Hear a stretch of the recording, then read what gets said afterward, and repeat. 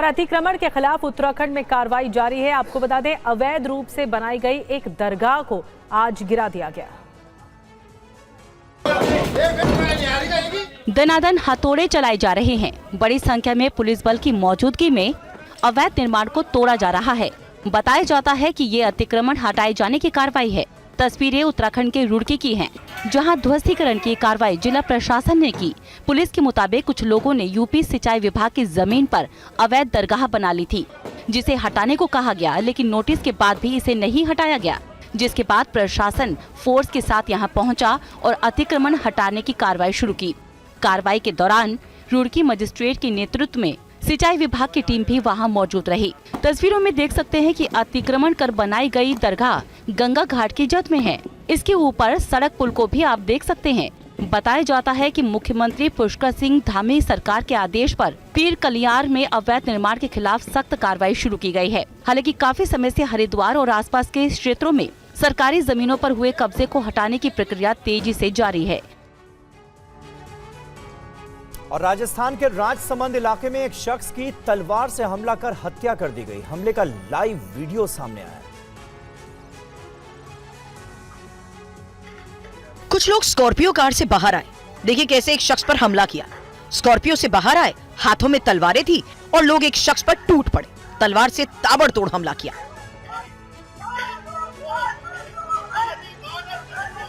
शख्स को बचाने के लिए आसपास मौजूद उसके साथी भी आने लगे। सड़क से पत्थर उठाकर हमलावरों पर अटैक किया ताकि किसी तरह से तलवार से हमला कर रहे लोगों को रोका जाए। पत्थरबाजी के चलते हमलावर वहां से भागने के लिए मजबूर हो गए। घायल शख्स बेसुध हालत में सड़क पर पड़ा रहा। बताया जा रहा है कि जब तक उसके साथी मदद के लिए उसके पास पहुंचे, जान जा चुकी थी। पूरी वारदात पास लगे सीसीटीवी कैमरे में रिकॉर्ड हुई। मामला राजसमंद के खमनौर थाना क्षेत्र का है। हमले में एक पक्ष के शख्स की मौत हो गई और 2 घायल हुए हैं। खबर यह भी है कि दोनों पक्षों के बीच पुरानी रंजिश के चलते खूनी वारदात को अंजाम दिया गया। जानकारी मिलते ही खमनौर थानाधिकारी नरेंद्र सिंह जाप्ते के साथ मौके पर पहुंचे। एक्शन लेते हुए पुलिस ने 6 लोगों को गिरफ्तार किया। वारदात के बाद से इलाके के लोगों में आक्रोश है। और बरेली में बार एसोसिएशन चुनाव की मतगणना के दौरान वकीलों के 2 गुटों में मारपीट हो गई, जिसका वीडियो काफी तेजी से वायरल हो रहा है।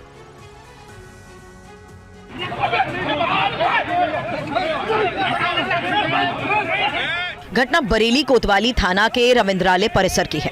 चुनाव के बाद वोटों की गिनती चल रही थी। प्रत्यक्षदर्शियों के मुताबिक मतगणना के दौरान किसी बात को लेकर विवाद हुआ।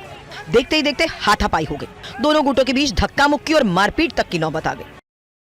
वीडियो मोबाइल में रिकॉर्ड किया गया, जल्दी सोशल मीडिया पर वायरल हो गया। वीडियो में देखिए कैसे वकील एक दूसरे पर टूट पड़े, एक दूसरे पर लात घूसों की बारिश की। इस दौरान जमकर गाली गलौच हुई। वकीलों ने एक दूसरे को गंभीर परिणाम भुगतने की धमकियां देनी शुरू कर दी। मौके पर मौजूद पुलिस और दूसरे वकीलों ने हस्तक्षेप कर दोनों गुटों को अलग किया। फिलहाल स्थिति नियंत्रण में बताई जा रही है।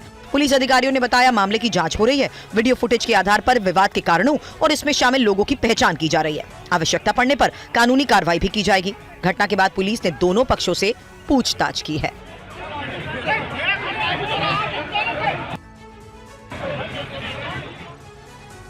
और दिल्ली में बेखौफ अपराधियों ने एक बार फिर एक युवक की हत्या कर दी। हत्यारे अब तक फरार हैं। तस्वीरें करण की हैं। अज्ञात अपराधियों ने करण की गला रेतकर हत्या कर दी। हत्या की वारदात की ये जगह है जहां गली में खून ही खून बिखरा है। तस्वीरें आपको विचलित कर सकती हैं। आसपास के लोगों ने चुप्पी साधी है। बताया जा रहा है कि बेखौफ अपराधियों ने करण को बेरहमी से मारा। मामला दक्षिण दिल्ली के अंबेडकर नगर थाना क्षेत्र का है। पीड़ित की मां ने करण के एक दोस्त पर हत्या का शक जताया। गले पे छुरी लग गई है, वो बोल नहीं पा रहा। फिर मैंने बोला, छूटे ही मैंने जो बोला है मेरी गलती मानना या ठीक मानना। मैंने ये बोला, बिल्ला तूने परसों बोला था कि मैं करण को चबा जाऊंगा, मैं तुझे नहीं छोड़ूंगी भाई, तू जानेगा। मैंने तुझे परसों ये बात बोल दी थी। दिल्ली पुलिस ने परिजनों से पूछताछ के बाद घटनास्थल की जांच की। सुराग ढूंढा जा रहा है। पुलिस हत्या के कारणों की जांच में जुटी है। पुलिस आसपास के लगे सीसीटीवी कैमरों की पड़ताल कर रही है। खबर है कि करण की बीते साल 1 नवंबर 2025 को शादी हुई थी और शादी के करीब 2 महीने बाद हत्या की इस वारदात से परिजन सदमे में हैं। और बरेली हिंसा के आरोप में जेल में बंद मौलाना तौकीर रजा के बेटे फरमान को पुलिस ने ड्रग के साथ पकड़ा है। ये रिपोर्ट देखिए। पुलिस की हत्थे चढ़े इस शख्स का नाम फरमान रजा है। फरमान की पहचान ये है कि ये बरेली के मौलाना तौकीर रजा का बेटा है। पुलिस के मुताबिक शाहजहांपुर में हाईवे के पास खड़ी रोडवेज बस में एक कार घुस गई थी। हादसे की खबर पर पुलिस वहां पहुंची। एक बैग बरामद हुई। जब हमने बैग की तलाश की तब उसमें से संदिग्ध एक सफ़ेद रंग की जो पुड़िया होती है वो मिली है। हमने उसके और जानकारी करनी चाहिए, उससे पूछा तो उसने बताया कि ये जो पदार्थ है वो क्रिस्टल है। उसने ये पदार्थ व्यक्तिगत यूज़ के लिए अपने पास रखा था। यह हादसा शाहजहांपुर के तिलहर इलाके में NH-24 पर हुआ। टक्कर इतनी जबरदस्त थी कि कार की एयरबैग तक खुल गए। शक के आधार पर पुलिस ने कार की तलाशी ली। तलाशी के दौरान एक बैग वहां मिला जिसमें ड्रग रखे गए थे। फिलहाल पुलिस ने तौकीर रजा के बेटे फरमान को हिरासत में लेकर उसको मेडिकल के लिए भेज दिया है।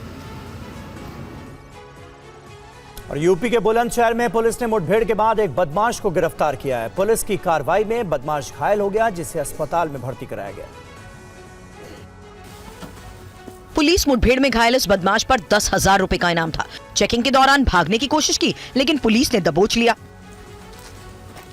दरअसल बदमाश ने भागने के दौरान पुलिस टीम पर फायरिंग कर दी, जिसके बाद जवाबी कार्रवाई में उसे गोली लग गई। फिलहाल इसका इलाज चल रहा है। एक बाइक सवार आता हुआ दिखाई दिया, जिसको रोकने का इशारा करने पर वह तेजी से बाइक मोड़कर भागने लगा। हड़बड़ाहट में बाइक फिसलने पर उसके द्वारा पुलिस टीम पर जान से मारने की नीयत से फायरिंग की गई।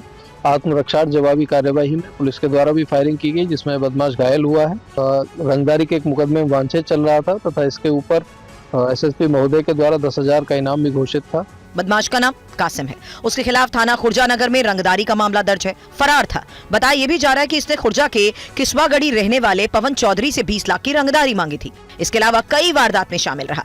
राहत की बात यह है कि मुखबिर की जानकारी के बाद इसे पुलिस ने मुठभेड़ के बाद दबोच लिया। उत्तराखंड में एक युवक मोबाइल टावर पर चढ़ गया। क्या थी वजह? 60 सेकंड में देखिए ये रिपोर्ट। अक्सर अपनी बातों को मनवाने के लिए लड़के लड़कियां टावर पर चढ़ जाते हैं। ऐसा ही एक वाकया उत्तराखंड के हरिद्वार में हुआ। एक युवक मोबाइल टावर पर चढ़ गया, लेकिन फिर क्या हुआ देखिए जरा।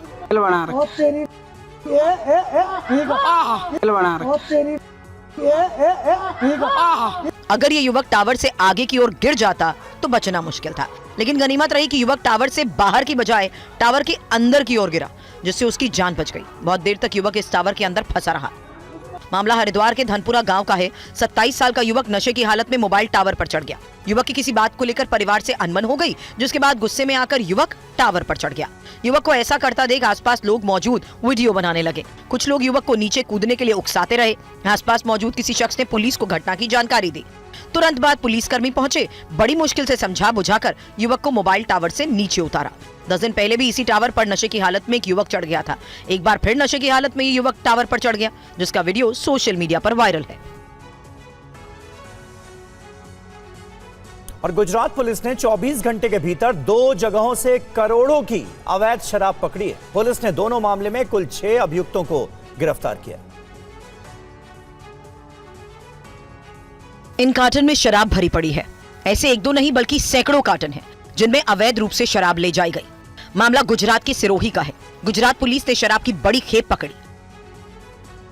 बताया जा रहा है कि राजस्थान के मंडार बॉर्डर पार करते ही एक ट्रेलर की तलाशी ली गई, जहां गुजरात की गुंदरी पुलिस चेक पोस्ट पर शराब की बड़ी खेप जब्त करने को लेकर खबर आई।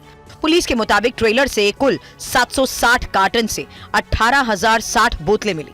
अवैध शराब के मामले में पुलिस ने ट्रेलर के ड्राइवर सफी को गिरफ्तार किया। इसके साथ ही रसूल, हजापीर और अली नूर मोहम्मद सैयद नाम के कुल 4 अभियुक्तों की गिरफ्तारी हुई है। गुजरात पुलिस अभियुक्तों से पूछताछ कर रही है। इससे पहले बिछीवाड़ा थाना पुलिस ने भी 8 लाख की हरियाणा में बनी अवैध शराब की बड़ी खेप पकड़ी थी। पुलिस ने कंटेनर ड्राइवर समेत 2 तस्करों को गिरफ्तार किया। शराब राजस्थान गुजरात के रतनपुर बॉर्डर के रास्ते इलेक्ट्रिक उपकरणों की आड़ में गुजरात ले जाई जा रही थी।